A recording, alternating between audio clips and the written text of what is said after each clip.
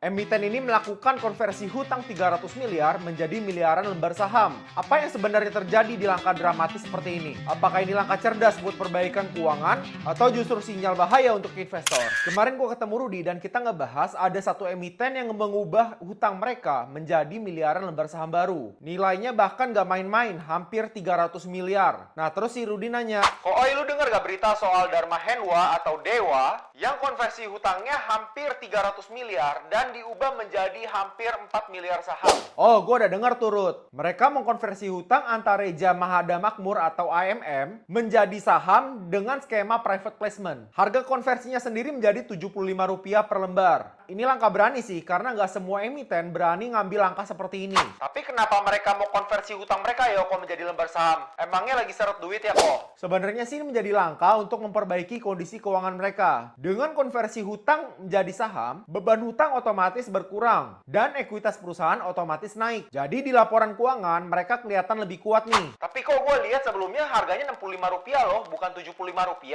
Kok bisa berubah gitu kok? Iya Ruth, memang awalnya di Rp65. Tapi akhirnya mereka naikin di tanggal 5 Februari 2025 setelah amandemen perjanjian dengan kreditur. Itu buat kasih harga kepastian yang lebih baik buat investor. Berarti AMM sekarang jadi pemegang saham yang gede dong kok? Betul banget Ruth. Dengan hampir 4 miliar lembar saham, AMM bakal jadi pemegang saham signifikan di Dewa. Tapi yang menarik nih, AMM itu tidak mempunyai hubungan afiliasi dengan Dewa. Jadi otomatis tidak ada konflik kepentingan nih. Menurut lo ini jadi strategi yang bagus gak kok buat Dewa? Atau malah bikin sahamnya drop? Nah itu yang menariknya Ruth. Di satu sisi laporan keuangan Dewa otomatis menjadi lebih baik. Hutangnya langsung berkurang dan ekuitasnya naik nih. Tapi dari sisi lain, jumlah saham beredar kan jadi banyak nih. Artinya akan ada dilusi untuk pemegang saham lama. Berarti kalau ada dilusi kepemilikan, harga sahamnya bisa turun dong kok? Bisa jadi Ruth. Soalnya dengan bertambahnya jumlah lembar saham, otomatis nilai per lembar saham bisa turun Ruth. Apalagi kalau misalnya nanti kinerjanya tidak seimbang dengan saham yang beredar. Jadi ini resiko buat pemegang saham yang lama.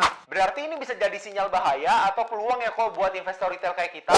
Ya itu tergantung perspektif lu Ruth. Kalau lu percaya ini menjadi langkah perbaikan keuangan dan prospek bisnis Dewa ke depannya bagus, mungkin ini bisa jadi peluang Ruth untuk masuk di harga yang lebih murah. Tapi kalau misalnya lu lihat ini sebagai resiko dilusi, lu mesti hati-hati Ruth. Tapi menurut lu gimana bro? Apakah dengan konversi hutang sebesar 300 miliar menjadi lembar saham baru, ini menjadi sinyal bahaya untuk investor lama? Dan kira-kira gimana ya nasib harga sahamnya setelah ini? Coba deh tulis di kolom komentar.